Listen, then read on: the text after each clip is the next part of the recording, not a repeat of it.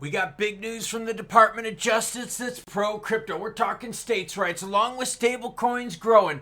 XRP and our favorites holding support levels. BTC. I say lots of naughty things, so here's your warning. I don't know about you, but I'm curious to see how this weekend is going to play out. Can we hold these key levels? Will there be some tariff talks? Well, I've got something for you. What about a warning? If you're 110 pounds or less, you better stay indoors. No, that's a real story. We're going to talk about that along with some juicy crypto news, but your comments come first because you, the viewer, matter most. Captain Riker says Sailor is nothing but a shiller, trying all hellfire best to sucker people in. And when BTC hammers zero, wonder how fast he'll disappear. The scary thing is that strategy has lost money as a company 4 quarters in a row. When you're losing money as a company, you need cash flow to keep things going. That means he's going to have to sell his BTC. That's not cool. Joshua Bradley says the amount of scam comments is mad suspicious.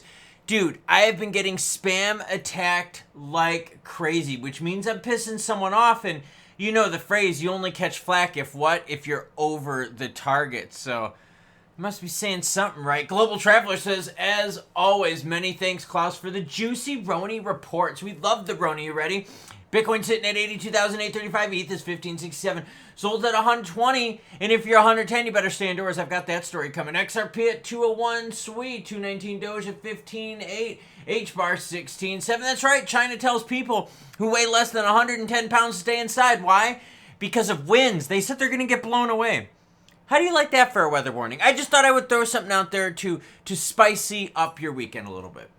All right, add a little softness, a little context. So if you're less than 110 pounds in China, you're going to get blown away by the storm. What if you're 112?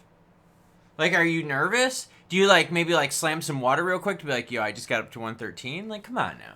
States embrace BTC and crypto as the DOJ reassesses regulatory approach. Okay, this is really big.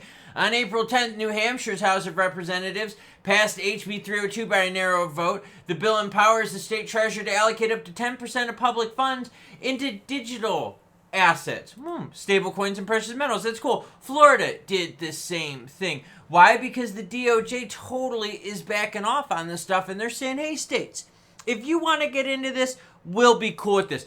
Didn't I tell y'all a long time ago this was just going to be like states' rights with cannabis? You know, the leafy green stuff, you know, little granddaddy perp, right? I mean, that's what's happened. It's states' rights versus federal rights.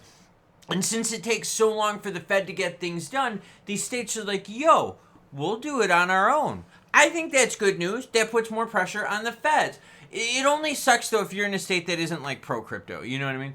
BTC holds 82,000 as the U.S. dollar falls to a 3-year low, and PPI and inflation drops. That's right, PPI went down. That's actually really good. Huge shock. Data from Cointelegraph Markets TradingView showed the BTC USDT reaching highs as the PPI data came in below expectations. Came in at 2.7 versus 3.3. So that means we got CPI and PPI that was good this month. That's helping the markets out. Now, if we could get some good news on tariff stuff, well, then we would be really, really in the green. Well, at least not like crazy insano in the green, but at least we would be coming back to prices that we saw like a few weeks ago, right? Because I think that's what a lot of us want now. Give us $2.50 XRP, we'll be a lot happier.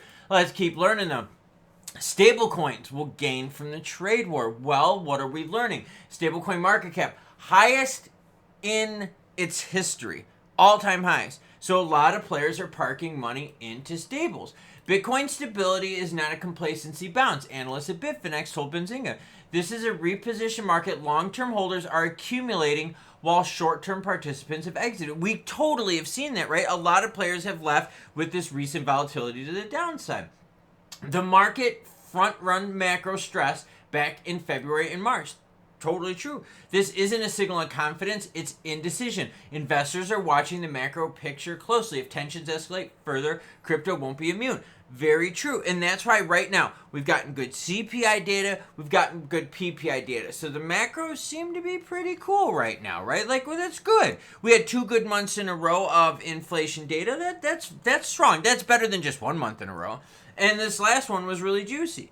But the trade stuff, and that's what they're saying. They're like, yo, if this trade stuff just stays spicy and stays kind of unknown for a while, it's going to cost a lot of money, and a lot of people are going to park on the sidelines, hence stablecoins going up.